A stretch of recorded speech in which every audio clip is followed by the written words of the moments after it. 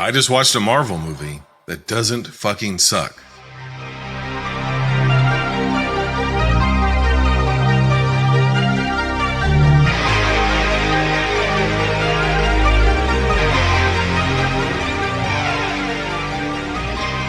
I guess I gave away my review right there, right? Like, that's the review. The review is Deadpool 3, Deadpool and Wolverine. It doesn't suck. But that's essentially it. Now, the critical consensus out there is, I don't know what it is when this comes out, but it was kind of hovered around 70% approval rating, kind of a C- from the critics. I don't really know about that. Here's what I know. I know that I rank movies, I review movies, and when I'm not doing that, I'm managing a video store, the last video store in the universe. When I'm not doing that, I go to the movie theater, I watch a movie, I come out of the movie theater, I step in front of this microphone, I tell you what I think about it instantaneously. If you want this instant reaction or instant reactions like this even more instantaneously, become a member, patreon.com/binge movies, where you get early access at the bare minimum, oftentimes extended access, if you know what I mean, to these instant reactions. In this case, I am going to talk about spoilers in the Patreon section. It's going to be a full spoiler because there's a lot of spoilers out there. I would suggest you go into this movie avoiding basically all of social media for the next 2 weeks or however long it takes you to see this movie. I will delve into a little bit of sort of what the general plot of the movie is and my general impressions of it. I'm going to try to keep it pretty brief in this section of the review. So if you want an extended, spoiler discussion of it, become a clerk or above over at patreon.com/binge movies. Okay, let's dive into it. I'm going to tread carefully. What is this movie about? Okay. Deadpool 2 leaves us off with what? Deadpool 2 leaves us off with he's oh my god, Megasonic Teenage Warhead. I'm missing something. And her girlfriend rebuild Cable's time sliding device, his time machine, and Deadpool uses it to undo all the effects of the first two Deadpool movies, in particular the second one, Loss of Vanessa, so forth and so on. It has been real time. It's been 6 years since he's done that, and we're in Wade's universe, which is ostensibly the 20th Century Fox, or what's left of it, universe. So it's in the continuity of the rest of the Deadpool movies. And he gets picked up by the TVA. If you don't know what the TVA is, they are the Time Variance Authority. From Loki. They were introduced originally in season 1 of Loki, and they've popped up elsewhere. And he's being recruited for an opportunity, and I'll just leave it at that. And but the consequence of that opportunity is that his original timeline is going to be erased. It's going to be blinked out of existence. The 20th Century Fox timeline is going to go away because it's already done, right? It's already over. It's done. So it's kind of it's meta, winking, knowing, so forth and so on. If you don't like fourth wall breaking meta commentary in your movies, you will not like the character Deadpool. Deadpool has been that character since the very beginning. That is what his character is. It's what those comic books are.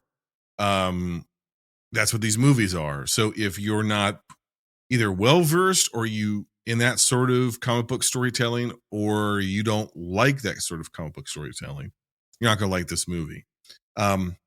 One of the things that I find fascinating in with comic books, especially like comic books that were around during the 90s, is you'd have the real serious, gritty, really earnest, taking the stories and the characters very serious. And then there would be side continuities that were lighter, a little bit more kid friendly, a little bit more,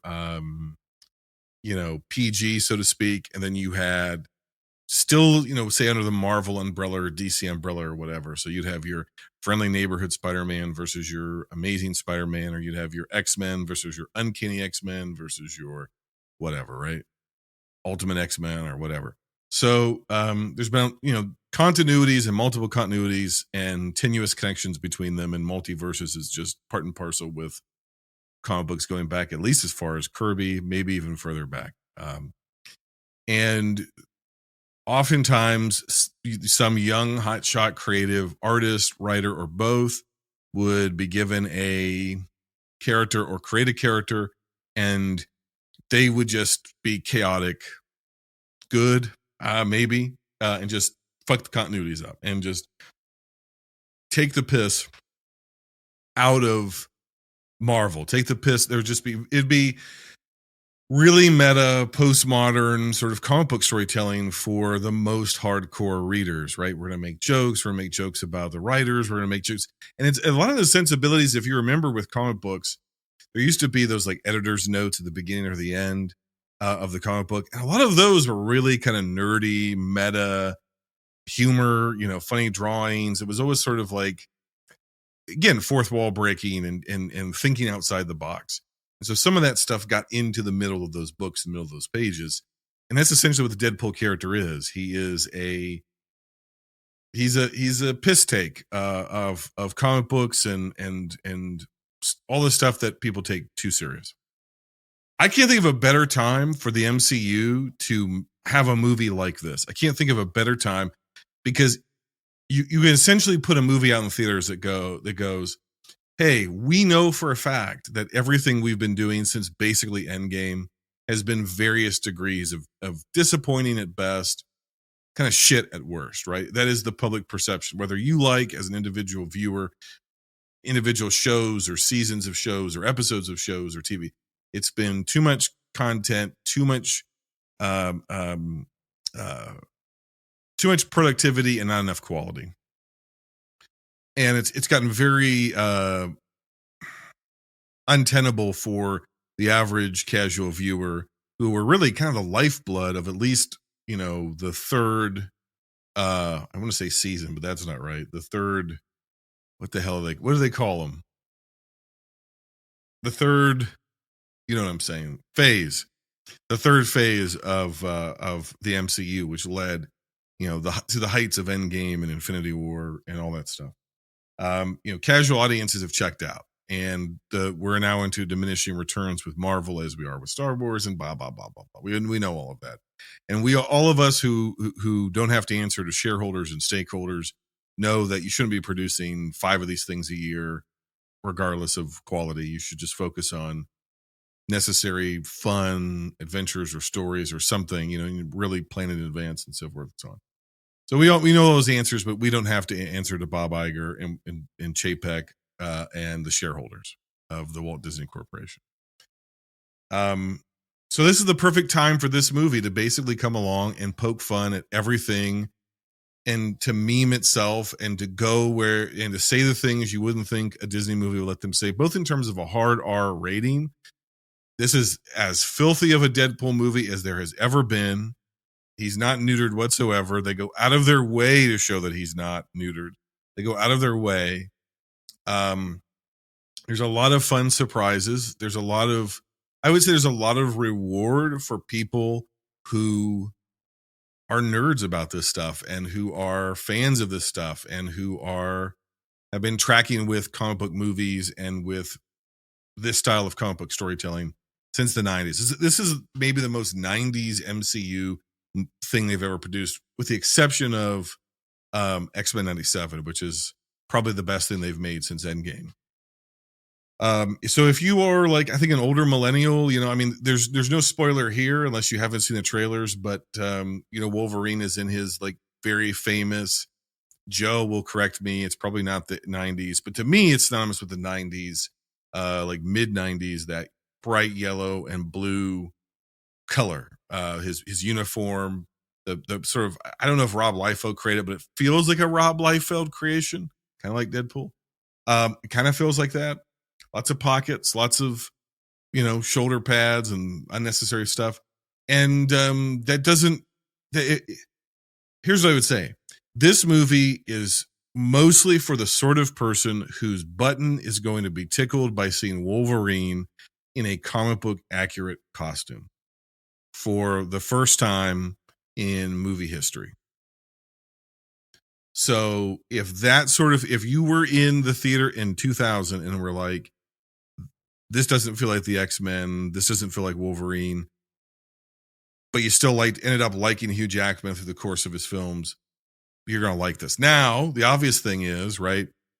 What do we do with Logan as a sort of the kind of perfect send off of that character?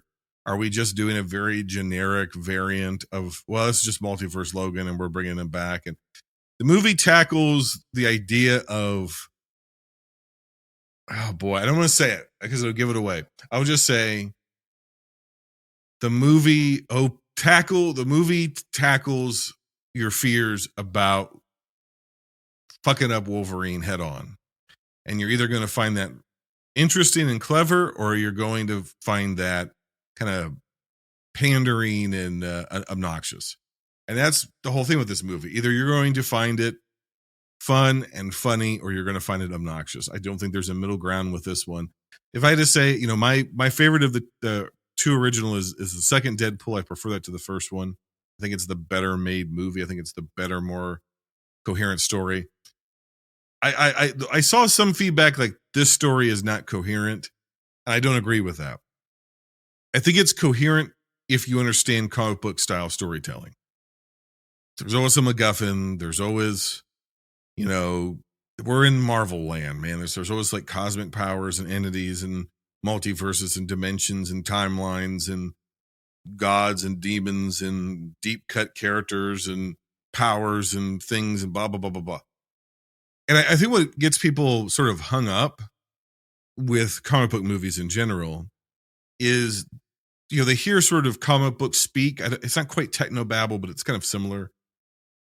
And they feel like unless they know exactly what those words mean, they can't enjoy the movie, right? Well, if I don't know who that character is, then I don't know what the emotional stakes of the scene are.